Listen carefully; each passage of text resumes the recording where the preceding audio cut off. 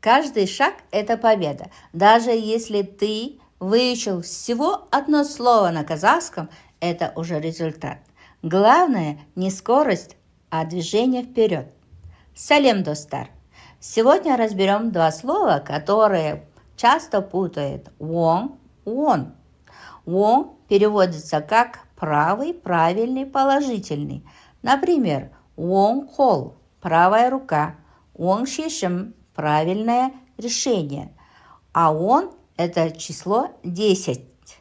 Например, он адам – 10 человек.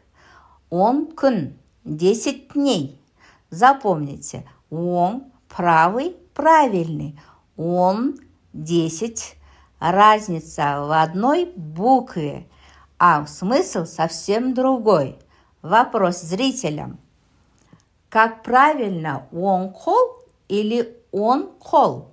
Напишите правильный вариант в комментариях.